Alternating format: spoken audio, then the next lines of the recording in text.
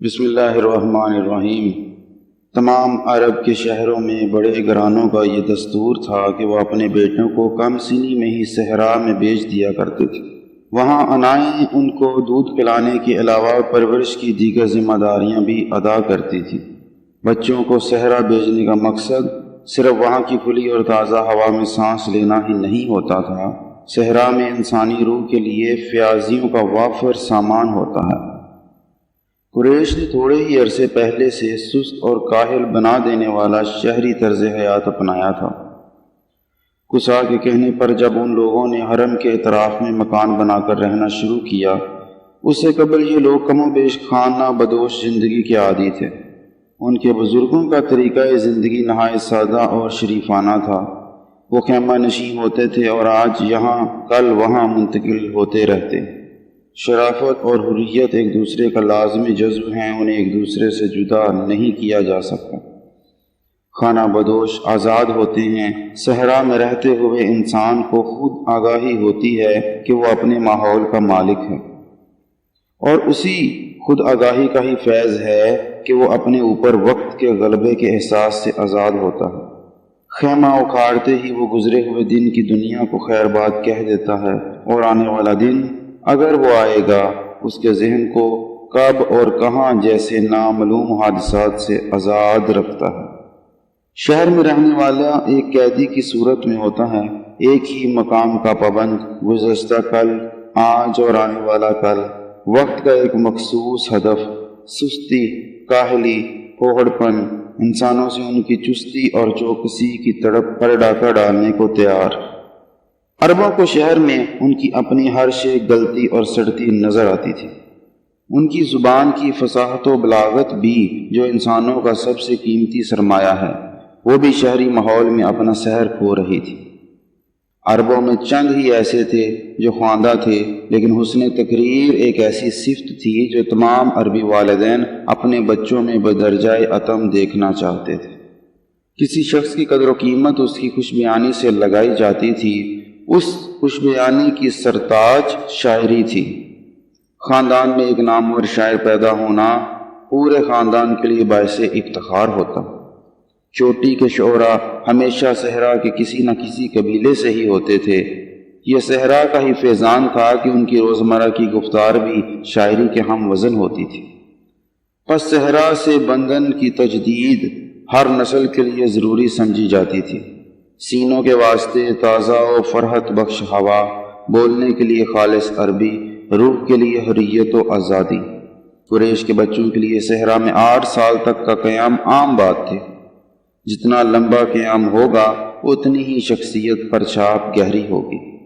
چند قبائل بچوں کی انا گیری اور پرورش کے حوالے سے معروف تھے۔ ایسا ہی ایک قبیلہ بنی سعد بن بکر کا بھی تھا۔ یہ حوازن قبیلہ کی شاخ تھی جو مکہ کے مضافاتی صحرا کے جنوب مشرقی علاقے سے تعلق رکھتی تھی۔ سیدہ آمنہ کی خواہش تھی کہ وہ اپنے بیٹے کی پرورش کی ذمہ داری اسی قبیلے کی کسی خاتون کے سپرد کریں۔ یہ لوگ وقفے وقفے سے قریش کے پاس آیا کرتے تھے تاکہ نوزائیدہ بچوں کی دودھ پلائی کی خدمت کے لیے ساتھ لے جائیں۔ ان کی آمد آج کل میں متوقع تھی۔ اس موقع پر ابو زعیب کی دختر سیدہ حلیمہ اپنے شوہر حارث اور نوزائیدہ بیٹے کے ساتھ مکہ گئیں۔ انہوں نے کئی سال بعد اپنے سفر مکہ کی تفصیل اس طرح بیان کی: وہ سال بھی خشک سالی کا تھا اور ہمارے پاس کچھ بھی نہ تھا۔ میں اپنی راکھ رنگ گدی پر سوار ہو کر چلی۔ ہمارے پاس ایک بوڑھی اونٹنی بھی تھی جس سے ایک بوند دودھ بھی حاصل نہ ہوتا۔ رات گئے تک ہمارے بیٹے نے بھوک کی وجہ سے ہمیں سونے نہ دیا۔ میرے سینے میں اتنا بھی دودھ نہ اترتا تھا کہ اس کی بھوک مٹا سکتی۔ میری سواری کی گدی اس قدر نحیف و لاغر تھی کہ میرے ہم سفروں کو میرے پیچھے رہ جانے کی وجہ سے بار بار رک کر انتظار کرنا پڑتا تھا۔ انہوں نے بیان کیا کیسی نا امیدی کی کیفیت تھی جس میں وہ محو سفر تھے، بجز اس خواہش کے کہ اگر بارش ہو جائے تو اونٹ اور گدی دونوں کے چرنے کا سامان ہو جاتا اور ان کے تھن دودھ سے بھر جاتے۔ اس حالت میں جب مکہ پہنچے تو ان بچوں کی تلاش شروع ہوئی جن کے والدین کو انا کی ضرورت تھی۔ آمینہ نے پہلے ایک انا کو اپنا بیٹا سنبھالنے کی پیشکش کی۔ وہ راضی نہیں ہوئی۔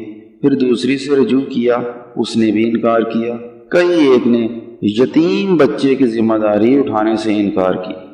حلیمہ کے بقول، ہم لڑکے کے باپ سے نوازشات کے متمنی تھے۔ ہم نے سوچا کہ ایک یتیم بچہ، اس کی ماں یا اس کا بوڑھا دادا بلا ہماری اعانت کیا کر سکے گا۔ یہ بات نہیں تھی کہ یہ صحرا نشین اپنی خدمات کے عوض کسی رقم کے طلبگار ہوتے تھے۔ بچے کو دودھ پلانے کی اجرت لینا ایک عورت کے لیے بڑی حتک امیز بات سمجھی جاتی تھی۔ خانہ بدوشوں کی زندگی کے معمولات قدیم اور سالہ سال قدیم اللہ کے متعین کردہ طریقہ حیات کے مطابق، وہی طریقہ جس پر حابیل نے اپنی زندگی گزاری تھی، جبکہ قابیل نے گاؤں بسایا اور اس کی اولاد نے ملکیت اور اقتدار کی راہ اپنائی۔ بدھوؤں کو یہ فوقیت حاصل تھی کہ بڑے گھرانوں میں سے کسی ایک سے اپنا دیر پا رشتہ استوار کر لیا کرتے تھے۔ رضائی ماں کو ایک اور بیٹا مل جاتا جو اس کو ماں کا درجہ دیتا اور ساری عمر اپنے فرزندانہ فرائض بجا لانے پر نازاں ہوتا۔ اس رضائی ماں کا سینہ وراثت کا بھی ایک سرچشمہ تھا، اور اس دودھ سے جس کو وہ پی کر پروان چڑھتا، اس کے ذریعے اس کے مزاج اور فطرت میں اپنی رضائی ماں کی صفات منتقل ہو جاتی ہیں۔ لیکن اس بچے سے جس کو دودھ پلا کر پروان چڑھایا جاتا تھا، کسی قسم کی امیدیں اس وقت تک وابستہ نہ کی جا سکتی تھیں جب تک وہ کچھ کرنے کے قابل نہ ہو جاتا۔ اس لیے امید ہوتی تھی کہ بچے کا باپ اس خدمت کا کوئی نہ کوئی صلہ کسی نہ کسی صورت میں دیتا رہے۔ آمنہ کے بچے کا باپ انتقال کر چکا تھا اور دادا عمر کے اس حصے میں تھے جہاں ان کے زیادہ جیے جانے کی توقع نہیں تھی۔ ان کے مال و متاع کے وارث بھی ان کے بیٹے ہوتے، نہ کہ یتیم ہوتا۔ جہاں تک سیدہ آمنہ کا تعلق تھا، وہ بیچاری غریب تھیں، اور بچے کا خود یہ معاملہ تھا کہ اس کا والد اتنی کم عمری میں فوت ہو گیا کہ دولت و ثروت اکٹھی ہی نہ کر سکا۔ جوان مرگ والد نے اپنے بیٹے کے وراثت میں 5 اونٹ سے زیادہ نہ چھوڑے تھے، بھیڑوں بکریوں کا چھوٹا سا گلا اور ایک کنیز۔